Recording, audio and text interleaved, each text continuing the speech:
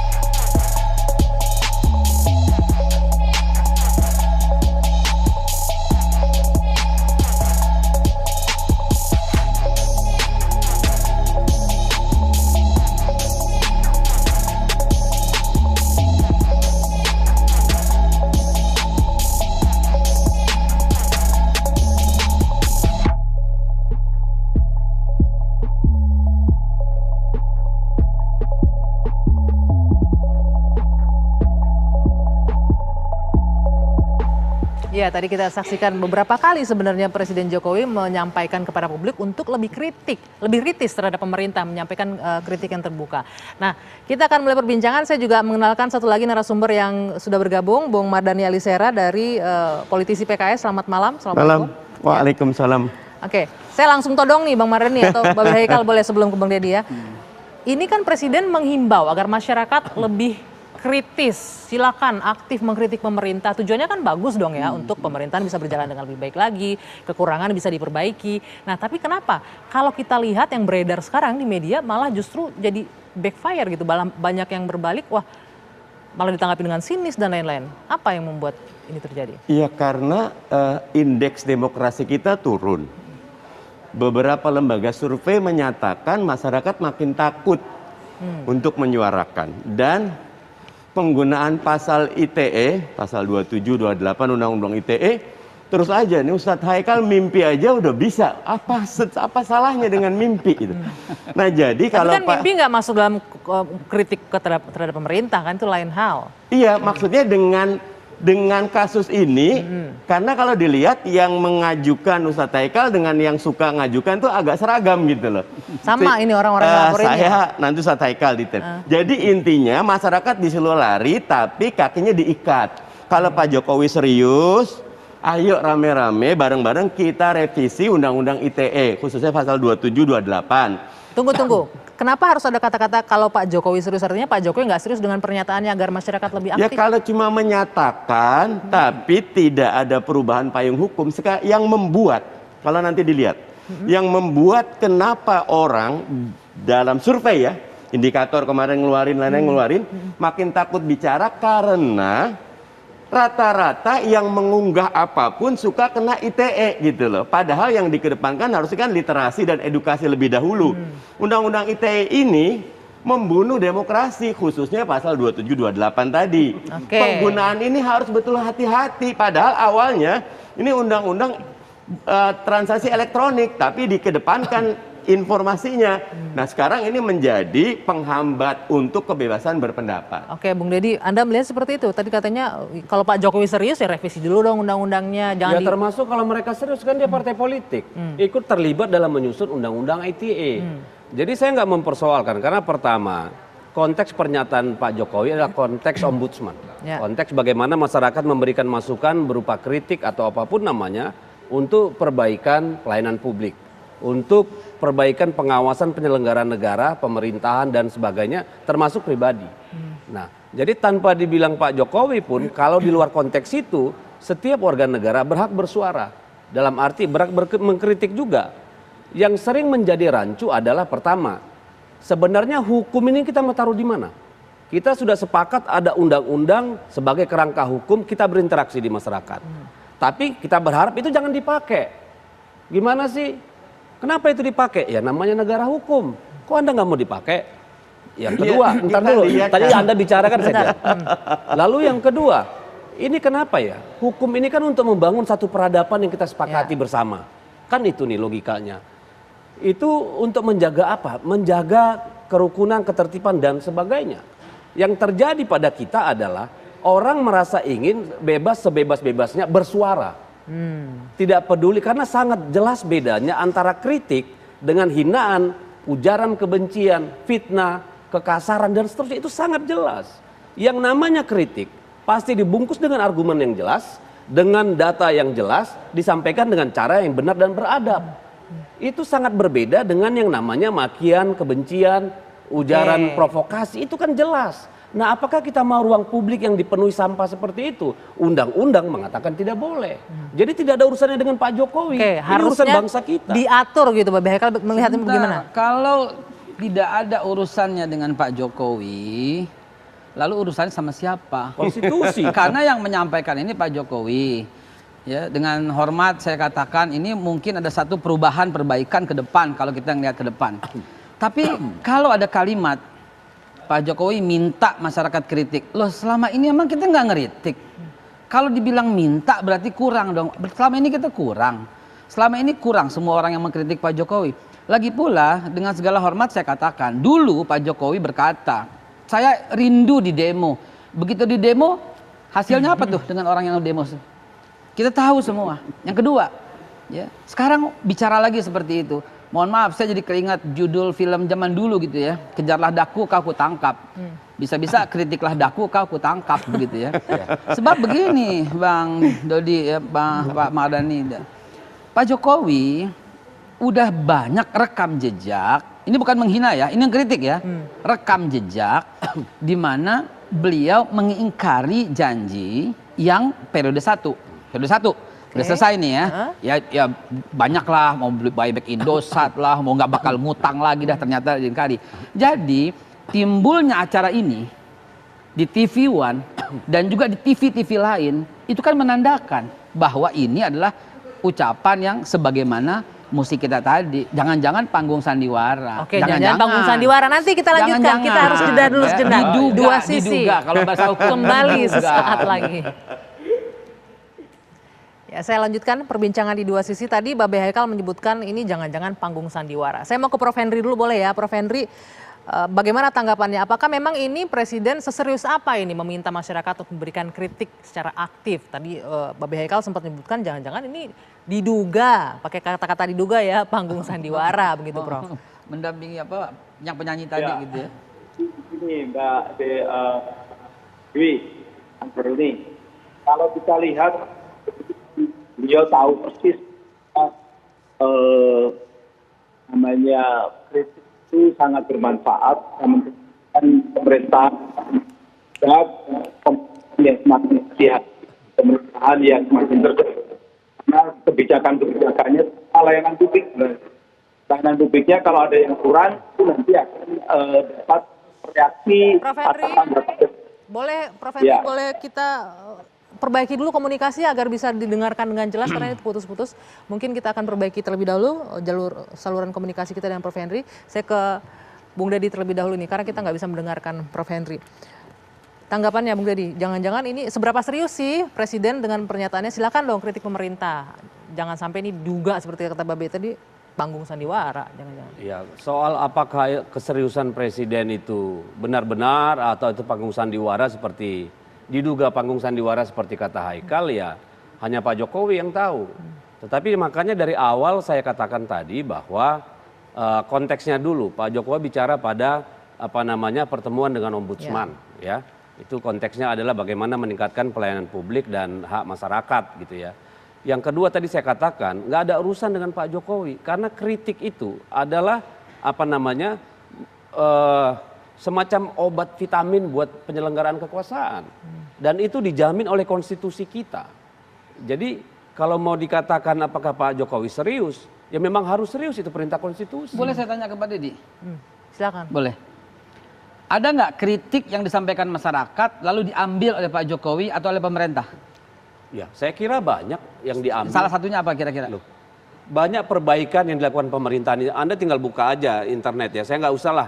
Ini sangat teknis kalau menurut misalnya, saya. Misalnya dalam kan, kebijakan juga banyak. DPR. Ya. Misalnya gini, masyarakat mengkritik ini satu contoh aja satu yang Anda bilang banyak satu ini, lalu kemudian pemerintah ambil dan pemerintah jalankan sehingga kita ntar dengan niat baik Pak Jokowi kita sambut. Kalau gitu kita bicara itu nanti kan jadi hal-hal teknis. Tapi inilah cara pandang yang seolah-olah dari awal sudah ada framing di kepalanya bahwa negatif, bahwa tidak ada yang didengar oleh masyarakat. Jangan. Itu kan menurut Anda. Enggak boleh begitu. Apa? Anda tadi boleh berpendapat. Saya boleh mempersilakan. Saya mengatakan tidak. Enggak. Jadi boleh begini begitu, loh. boleh, Harus terbuka. Di muka publik harus terbuka. Boleh framing harus seperti terbuka. Itu. Kita bertanya, Anda jangan tanya saya bukan Jokowi.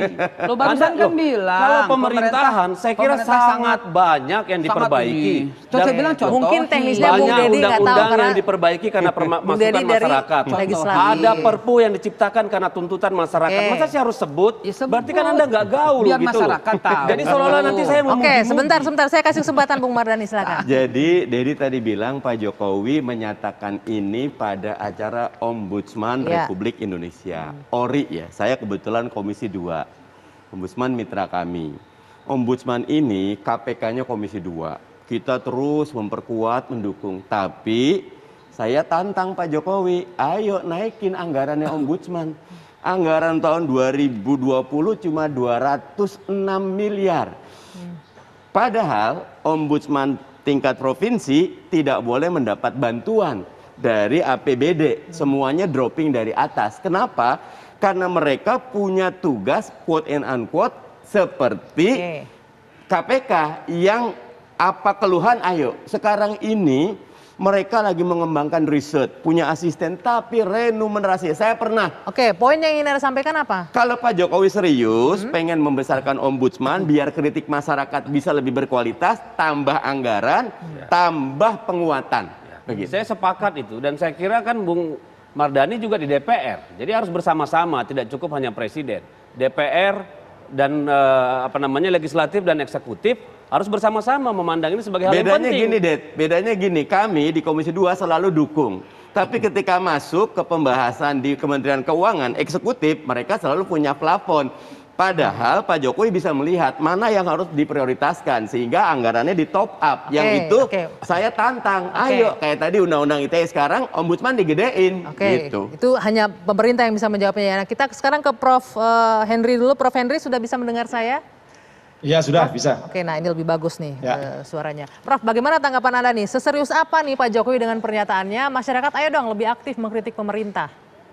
Ya itu kan tadi saya katakan bahwa Pak Jokowi itu tahu bahwa kritik itu akan menciptakan pemerintahan yang menjadi semakin hati-hati, semakin cerdas, semakin bijak begitu. Tadi misalnya kritik Pak Mardhani Alisera menyebabkan nanti mungkin akan jadi perhatian itu mengenai anggarannya Ombudsman kan begitu kan. Jadi kritik itu memang suatu gizi yang bisa membuat badan sistem demokrasi ini semakin sehat. Makanya Pak Jokowi minta supaya ada tambahan kritik kan begitu. Nah, kalau kemudian dikatakan bahwa ini menyebabkan orang takut, sebenarnya ketika ini diadakan, acara ini diadakan, itu kan juga sudah menunjukkan bahwa tidak takut kan orang mengkritik. Ini Babe Haikal ini kan tukang kritik dari kemarin-kemarin juga aman-aman saja begitu. Kemudian yang tadi di media sosial yang ramai katakanlah nyinyir dengan Pak Jokowi pun juga justru malah menimbulkan diskusi-diskusi ini. Artinya itu juga menunjukkan bahwa kalau ada orang mengatakan takut, nyatanya malah yang trending kan yang pada negatif-negatif itu. Berarti ini kan masih ada ruang demokrasi yang cukup besar, termasuk dalam diskusi malam ini. Oke, masih ada ruang demokrasi yang terbuka kok, Bung Mardhani, Pak Babe Haikal. Demokrasinya ada, tetapi survei yang dilakukan beberapa lembaga independen jelas menyatakan masyarakat kian takut menyatakan pendapat. Tadi Babe Haikal saja panggung sandera pakai kata diduga. Nanti semua selalu, saya juga ketika menyatakan harus pakai exit poinnya gitu. Ya, kalau belum pasti ya jangan saya yakin itu dong. Sebentar. Ini sudah ada yang pasti nih. Saya juga kita merangkum beberapa tanggapan dari aktivis segala macam ya mengenai pernyataan Pak Jokowi. Kita dengarkan dulu bersama ya berikut ini. Bagus. Harusnya niat baik ini juga bisa ditindaklanjuti dengan misalnya inisiatif pemerintah untuk merevisi Undang-Undang ITE. Pemerintah mau mendengarkan kritik itu atau tidak? Gitu kan? Jadi jangan kemudian mengundang kritik tapi tidak mau mendengarkan kritik itu. Jadi wajar kemudian kalau ada survei dan lain-lain yang mengatakan masyarakat sekarang takut. Karena sehari-hari kita ditampilkan wajah orang yang kritis, orang yang demonstrasi, orang menyampaikan pendapat malah ditangkap-tangkepin. Problemnya satu adalah umumnya buzzer adalah anonim. Jadi nggak pernah tahu kita siapa. Mereka tidak pernah mau bersedia atau punya kapasitas barangkali untuk mempersoalkan materi kritiknya. Agar Pak Jokowi menertibkan buzzer-buzzer penumpang gelap. Nah, itu tanggapannya mulai dari mau dengerin nggak sih sebenarnya kritik dari masyarakat itu ya? Ada yang takut buzzer-buzzer terlalu ditertibkan loh. Gini deh misalnya kita pakai pendekatan kampus sebentar ya. Dulu ya ada mata kuliah yang namanya decision analysis atau analisa keputusan. Saya coba ketika Pak Jokowi berkata begitu, sekali lagi ini acara untuk apresiasi Pak Jokowi ya, karena mungkin mudah-mudahan ada sebuah perubahan yang besar dalam tubuh pemerintahan yang periode kedua ini. Saya coba oret-oret ya, kritik tidak kritik. Ya, kritik tidak kritik. Boleh nggak saya tanya Babe Haikal? Boleh. Tadi kan Anda nanya saya pas saya ngomong ya. Saya mau nanya ini. Belum selesai. Kasih dulu saya satu contoh. Orang masuk penjara karena mengkritik pemerintah. Sebentar, simpan dulu. Jawabannya simpan dulu. Nanti saya jawab. Ya, simpan dulu ya. Tadi kan berimbang nih. Tadi kan lagi ngomong ditanya nih. Tapi saya yang mengatur dong. Saya yang mengatur lalu lintasnya. Sebentar. Saya mau nanya itu aja. Saya ke moderator. Ya, silakan. Tadi kan saya langsung jawab. Disimpan dulu nanti dilanjutkan. Saya kan langsung jawab.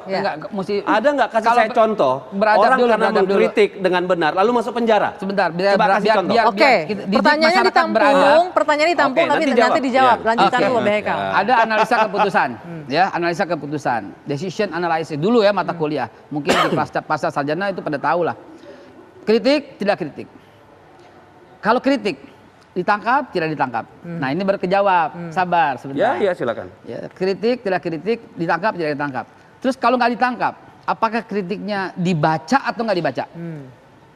Oh, dibaca, didengar atau nggak didengar? Didengar, dijalanin atau nggak dijalanin? Kemudian ada contohnya nggak kritik masyarakat lalu dijalankan atau dibahas? Kalau nggak ada contoh maka keputusannya pada terakhir. Oh, lebih baik tidak usah kritik, silahkan jalan. Dan sekarang seperti itu. Coba ambil contoh, kritik pemerintah, besok akun hilang nggak? Akun apa, Facebook lah, Twitter, ini berkaitan Instagram. nih dengan pertanyaannya Bung Ya, Deddy. Boleh dijawab nanti. Nanti dijawab Babe. Harus jeda dulu kita sejenak. Dua sisi akan kami lanjutkan sesaat lagi usai jeda.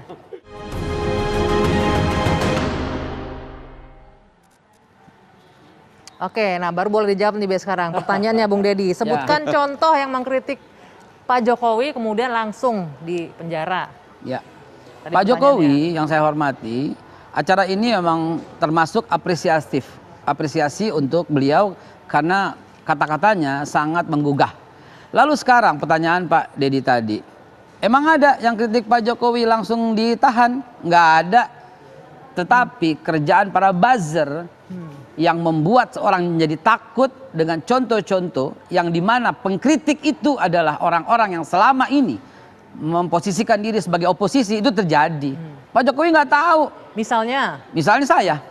Oke. Misalnya teman-teman lain semua. Apa yang terjadi dengan Babe Haikal? Ini ada contoh kasus nih Babe Haikal, apa yang terjadi? Saya di ruang publik agak enak sebenarnya ya, bahwa saya punya usaha yang diblok oleh jelas-jelas ya, orangnya datang minta maaf udah nggak bisa lagi bekerja sama. Ya, dengan bukan prestasi, tapi karena oposisi gitu ya, jelas itu. Secara eksplisit menyebutkan karena iya, jelas. Ya. Tapi itu di luar konteks kita nih. Karena ditanya. Itu yang saya kira. Karena ditanya. Justru kan udah diminta kritik sama Gitu, presiden. ya. Babe Haikal sebutkan saja orangnya. Karena kalau dia didukung dengan data dan fakta, itulah kritik. Tapi ketika Anda katakan ada orang datang karena saya oposisi, itu yang bisa menjadi fitnah. Oke, sebentar. Kita juga mengumpulkan beberapa data. Saya menantang Anda.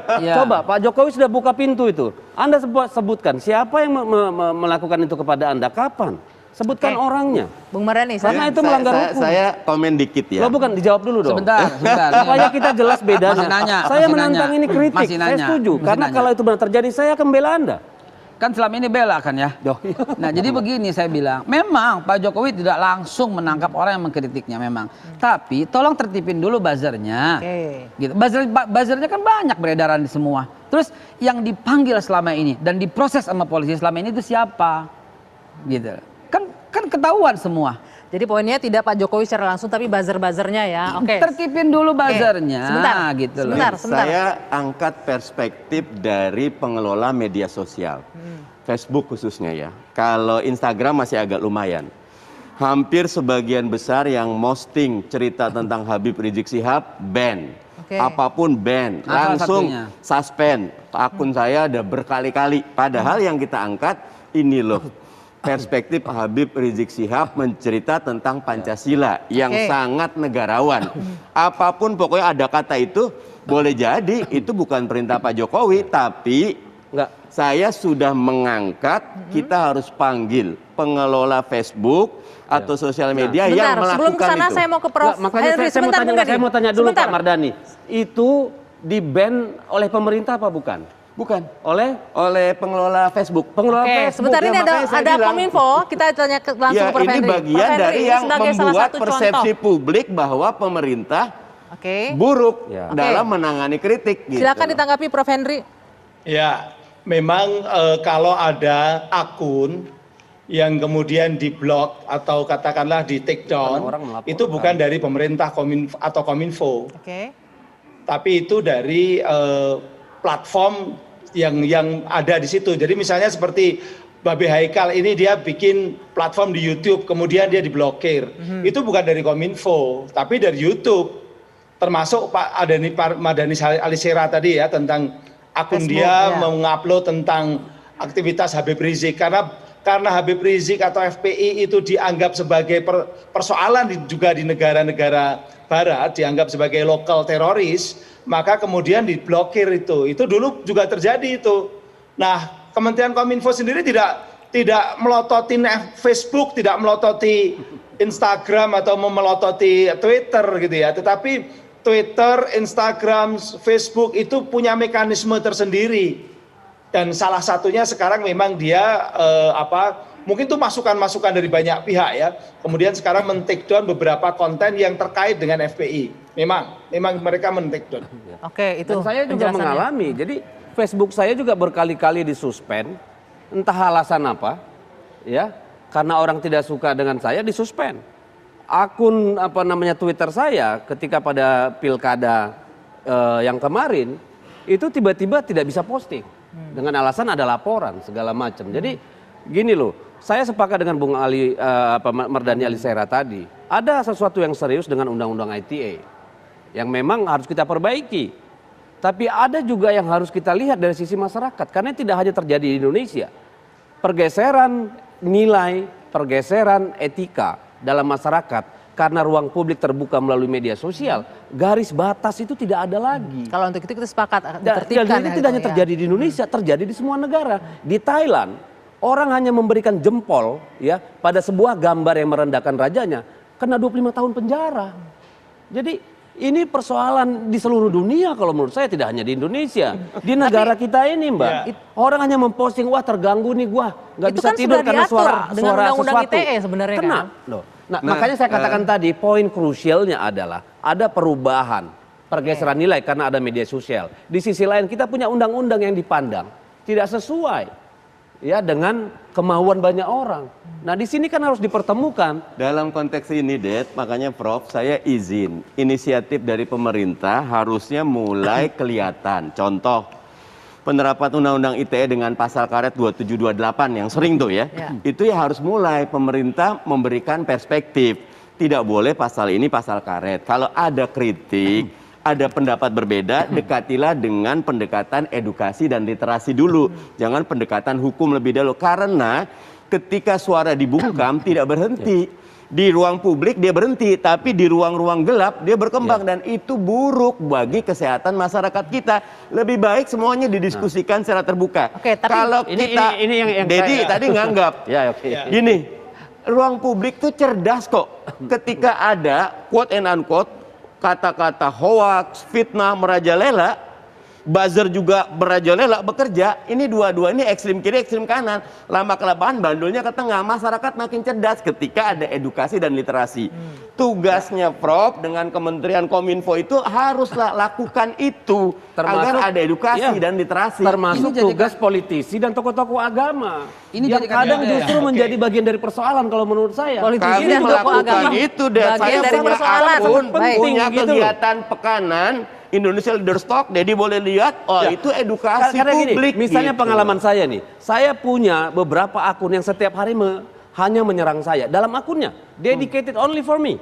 Dengan gambar-gambar yang Itu jorok, bentuk cinta bahasa dan yang perhatian kasar, kali dan gitu. segala macam. Laporkan itu mestinya. Oh, saya nggak merasa terganggu, biar aja dia gila sendiri. Kan saya nggak penting gitu loh. Iya. Nah, kadang-kadang kan seperti itu. Tapi gini, kembali lagi, apakah memang pemerintah, ya, atau apakah memang polisi, ya, dalam soal penegakan hukum? Penegakan hukum kan kita tidak bisa himbauan, Pak. Harus merupakan kesepakatan hukum. Presiden Jadi itu, Pak misalnya Jokowi undang-undang itu dua ITE loh. itu bisa Pak Jokowi diajukan posisinya misalnya dua. ke Mahkamah Konstitusi. Oke, Pak nanti Jokowi pasti kita dua. lanjutkan. Dua apa? Tahan Satu dulu, Bung adalah Mardhani. kepala pemerintahan, dua kepala negara. Oke, nanti kita gitu. lanjutkan. Usai jeda. Dua sisi kembali sesaat lagi.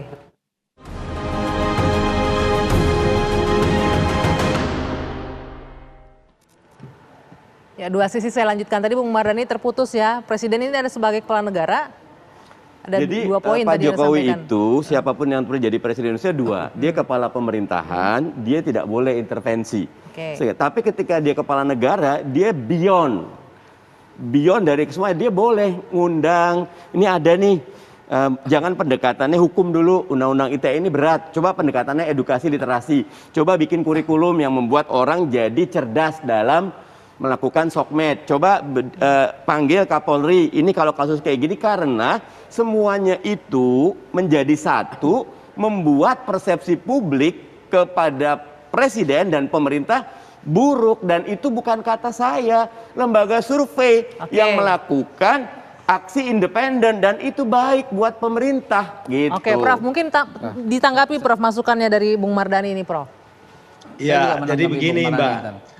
Di era sebelum medsos kan namanya masyarakat itu kan pasif hanya sebagai konsumen informasi dan wacana. Di era medsos ini masyarakat yang jumlahnya jutaan itu sudah menjadi pelaku-pelaku komunikasi sekaligus juga pembuat wacana. Kadangkala memang mereka ini mengalami semacam kegamangan begitu ya, apalagi ketika pilpres, ketika pemilu kita, politik kita itu sangat keras, itu terjadilah pembelahan. Bahkan kalau dalam bukunya yang ditulis oleh ada buku namanya Like War, The Weaponization of Social Media, itu mengatakan bahwa yang namanya media sosial itu di berbagai negara itu jadi ajang perang komunikasi. Nah sekarang yang terjadi adalah perang komunikasi yang nggak henti-hentinya, semua pada sensitif, baik yang mendukung maupun yang kontra, sensitif. Saya pun sering diserang kok, saya juga sering dibully. Dianggap saya profesor ini abal-abal. Saya suruh cek aja ke UNER, saya juga orang UNER kan begitu kan. Tapi memang sekarang ada di mana-mana, baik yang mendukung maupun yang menolak atau oposisi. Ini sensitivitas ini yang memang kadangkala ditanggapi bahwa wah sekarang ternyata ada buzzer. Padahal yang tidak semuanya buzzer. Memang ada buzzer, saya yakin pasti ada, baik buzzer di tingkat yang oposisi maupun yang mendukung. Tetapi masyarakat yang sangat fanatik, masyarakat yang juga terlibat dalam konteks perang komunikasi tadi itu juga harus kita perhitungkan, dan itu agak sulit membedakan mana buzzer mana tidak. Wong saya jelas-jelas ASN dan juga katakanlah memang orangnya jelas dianggap buzzer kok, dianggap buzzer RP kok, saya itu juga kadang-kadang. Jadi ya sudahlah, itu namanya memang kondisi sekarang ini adalah kondisi baru begitu. Ya, izin saya menanggapi apa yang Pak Profesor katakan, sekaligus juga menanggapi apa yang Bang Mardhani sampaikan. Justru Presiden sebagai kepala negara harus hadir. Hadirnya di mana? Ya di sini gitu loh. Ambil contoh, yang disebut sosial media sekarang ini kan Facebook, Twitter, Instagram, YouTube gitu ya. Ambil contoh satu, Facebook misalnya. Berperan adil apa tidak ini CEO-nya? Dan itu bisa dipanggil secara musyawarah baik-baik. Kenapa? Diurutin dulu. Kita kan nggak kritik, kita pakai data. Kita tahu mana kritik, mana menghina, mana mencela, mana memaki, mana hoak, kita paham lah begitu. Coba dikumpulin deh, dikumpulin. Mana yang di-ban, mana yang nggak di-ban. Di-ban karena apa? Jadi pemerintah bisa loh, bisa mengatakan, CEO jangan begitu dong. Kenapa yang di-ban itu adalah orang-orang yang beroposisi kepada pemerintah? Kebanyakan. Dan saya juga punya data karena kita korban-korban yang di-ban gitu loh. Nah itu negara hadir, undang semua, kumpulin semua, dengar pendapat, ada perwakilan dari rakyat, ada perwakilan dari ulama, ada perwakilan dari pendeta, segala macam, ada perwakilan semuanya. Sehingga apa? Sehingga jelas masalahnya, negara itu hadir. Dan apa yang dikatakan Pak Jokowi ini, jadikan momentum. Ini tidak gitu paham loh. entitas Jadikan yang momentum. namanya startup gitu loh. seperti Facebook, Twitter, dan sebagainya itu. Mereka adalah apa namanya? Mereka itu punya aturan sendiri yang ketika kita masuk ya itu sudah, kalau kita jernih apa namanya detail melihat ada prosedur kenapa orang bisa di-ban dan sebagainya, dan itu tidak ada urusan dengan negara sebenarnya, karena kita punya pilihan mau main Facebook atau main yang lain, itu kan pilihan bebas ada pada kita gitu loh. Tetapi sepanjang kita pakai apa namanya startupnya mereka, ya kita harus tunduk pada aturan mereka, karena itu dialami oleh semua, tidak harus politisi gitu ya. Jadi dan terus terang, tadi saya sudah sampaikan juga bahwa mungkin ini karena masalah ini yang nge-ban, yang di-ban oposisi semua kan menguntungkan. Jadi enggak, jadi biarin. Tadi kan saya udah katakan, saya juga ngalamin. Saya disuspend oleh Twitter gara-gara apa? Saya waktu itu banyak memviralkan dengan apa namanya ads on ya. Saya langsung di-ban. Tapi saya mau bilang, dari tahun 2015 lalu kemarin 2019 kita ini di Asia bertemu beberapa negara untuk bicara tentang hate speech, bicara persoalan-persoalan ini. Ini persoalan di seluruh dunia, tidak hanya di Indonesia. Jadi maksudnya Bang Deddy biarin begitu sosial media? Bukan. Kita harus lihat, kita punya kebebasan menggunakan dia atau tidak. Sebentar saya kasih kesempatan Bung Mardhani, tapi saya harus jeda dulu ya. Siap. Kita kembali sesaat lagi, saya jeda di Dua Sisi. Ya, bagian terakhir dari Dua Sisi saya kasih kesempatan untuk Bung Mardhani tadi yang terputus sebelum edukasi dan etika. Pemerintah punya tanggung jawab besar. Jangan membiarkan negeri ini dikuasai oleh algoritma global. Facebooknya dipanggil, Singapura panggil kok, panggil duduk question and answer gitu. Kita sebagai pasar besarnya punya kekuatan, dan kita ini diwakili pemerintah. Pemerintah itu orang tua, ketika ngelihat anaknya berantem karena Facebook, ketika ngelihat ujaran kebencian, ayo panggil Facebooknya, kita duduk bareng. Ketika semua diskursus ini ditutup, tidak selesai, justru saluran-saluran gelap, dan itu berbahaya. Karena itu Facebook atau sosial media siapapun bisa dipanggil. Kita negara berdaulat, pemerintah memiliki wewenang itu. Menang pemilu, koalisi besar, laksanakan tugasnya. Jangan tidak mengedepankan edukasi literasi, malah quote and unquote seperti Babaika, biarinin aja. Yang koalisi oposisi di take down, ya nggak boleh kalau kayak gitu. Prof. Henry, ini kita sebagai pasar besar dari sosial media harusnya punya power juga, berdaulat juga di sini menurut Bung Mardhani. Bagaimana, Prof? Jelas, tidak usah khawatir. Itu kita sering manggil juga yang namanya pemilik Telegram, karena Telegram itu dipakai oleh teroris, misalnya Pavel Durov kita panggil ke Indonesia. Kemarin waktu ribut-ribut mengenai persoalan ketika banyak sekali uploadan yang melanggar undang-undang, itu Pak Menteri langsung telepon ke Amerika, dan mereka juga diskusi mengikuti juga bahwa kita punya undang-undang ITE, kita yang harus dihormati oleh mereka. Mereka juga menghormati. Nah, negara hadir. Sekarang tidak hanya undang-undang ITE, kita sekarang sedang menyelesaikan rancangan undang-undang perlindungan data pribadi. Artinya pengguna-pengguna ini data pribadinya tidak bisa dipakai sembarangan oleh platform-platform tadi. Misalnya kayak kemarin ada kasus WhatsApp minta persetujuan akan menggunakan data pribadi penggunanya. Nah, itu kita atur semua. Nah, itulah perlindungan negara masuk dan hadir di dalam kancah persoalan-persoalan teknologi digital atau dunia digital yang sekarang sedang berkembang. Jadi tidak diam kok. Pemerintah itu punya banyak aktivitas yang jelas untuk melindungi masyarakat secara luas. Mestinya dibuka ke publik, jadi diskursus, jadi pelajaran. Misal Pak Menteri telepon, boleh jadi teleponnya malah minta yang lain. Kalau di Komisi 1 kan? Kita selalu laporan, Pak. Kalau di Komisi 1, Pak. Pindah komisi. Prof, termasuk juga ini menerima masukan akun-akun yang oposisi terhadap pemerintah yang disuspend juga termasuk akan memperhatikan itu ya, Prof ya? Kalau akun-akun ini sebenarnya kan langsung. Jadi kalau ada akun bermasalah, misalnya seperti akunnya Pak Haikal itu, ketika Pak Haikal itu menjadi tokoh yang cukup kontroversi, pasti banyak yang mendukung, tapi juga banyak juga yang tidak suka. Nah, yang tidak suka ini melaporkan.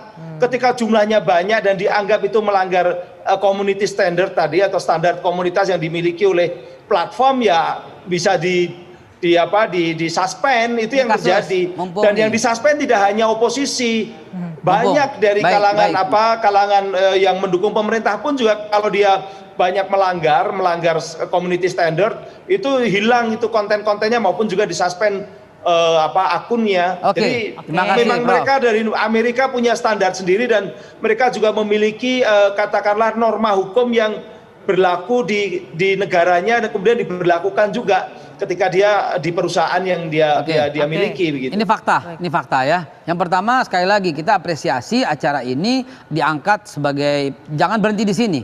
Ini pintu gerbang yang sangat baik dari Pak Jokowi untuk membuka kritik dan yang kritik mesti dilanjutin. Dan ini jangan berhenti sampai di sini. Pak Prof, saya punya akun Pak Prof, Cyber TV. Baru sehari belum upload apapun, cuma tulisan saluran pemersatu bangsa. Langsung ban, langsung hilang dan di ban selamanya. Berarti banyak yang laporin itu Mbak Haikal. Belum tampil. Belum tampil. Dan itu apakah yang membuat persepsi publik gitu kian buruk. Kalau pemerintah merasa nyaman ya sudah gitu. Kenapa tuh Pak? Belum Kan tayang, belum sempat dipublish tapi di ban. Saya bisa buktikan dengan detail, dengan data. Ingat, ini kita ngomong dengan data. Mbak Haikal, Prof, bagaimana Prof? Tapi Pak Haikal kan ini jejak digitalnya kan sudah banyak sekali di mana-mana. Jadi itu yang menjadi pertimbangan mereka. Begini Pak Prof, saya katakan kalau ada jejak digital saya yang menghina presiden, yang mencela presiden, yang menyebarkan kabar hoaks presiden, silahkan nih saya buka di publik. Ini nggak ada hubungannya dengan presiden kita. Ya apanya dong? Ini hubungannya dengan community standard tadi. Platform. Ya artinya ada buzzer. Pak Haikal di sini sering melanggar community standard dari platform-platform itu yang direcord oleh Prof bilang tadi. Masih bisa jadi mestinya tugas pemerintah memaksa. Apa sih standarnya? Ayo kita diskusikan bersama. Ketika standar itu, misal karena oposisi, berarti pemerintah punya tanggung jawab. Nggak boleh standar ini dijadikan. Biarkan diskursus publik itu sehat. Nah, ketika bisa jadi, berarti pemerintah tidak tahu standar itu. Padahal ruang publik ini tetap ada dalam kedaulatan negara, di mana pemerintah pemegang amanahnya untuk merapihkan. Kalau saya sih gini aja. Kalau soal edukasi dan segala macam, saya kira undang-undang ITE sudah cukup lama. Kasus sudah cukup banyak. Jadi kalau dibilang orang belum ngerti, belum tahu, sudah hampir 10 tahun, udah 7 tahun saya kira ya. 2008. Sejak pembelahan politik ini begitu keras, akhirnya sudah banyak korban, tapi orang nggak jerah kok. Jadi saya kira ini harus begini. Kalau kita anggap undang-undang ITE, bahkan undang-undang hukum pidana kita, itu ya banyak bermasalah menghalangi orang bisa sebebas-bebasnya, ya mari kita duduk, kita perbaiki. Ya itu teman-teman DPR dan pemerintah nanti begini, jangan hanya menuntut pemerintah dan aparat penegak hukum. Karena seringkali justru patronnya yang memprovokasi masyarakat di bawah melakukan hal-hal yang di luar kepantasan. Oke, saya harus sebenarnya masih banyak ini, tapi waktunya terbatas sekali. Saya harus mengakhiri. Sejatinya di negara demokrasi sesungguhnya kritik itu bukanlah barang haram, tapi hal yang dibutuhkan untuk bisa mengoreksi, membangun ke arah yang lebih baik lagi, asalkan disampaikan dengan cara-cara yang lebih baik. Terima kasih Bapak-Bapak sudah hadir di Dua Sisi. Bung Deddy, Babe Haikal, Bung Mardhani, dan juga Prof. Henry, terima kasih. Kita jumpa lagi pekan depan di Dua Sisi. Selamat malam, sampai jumpa.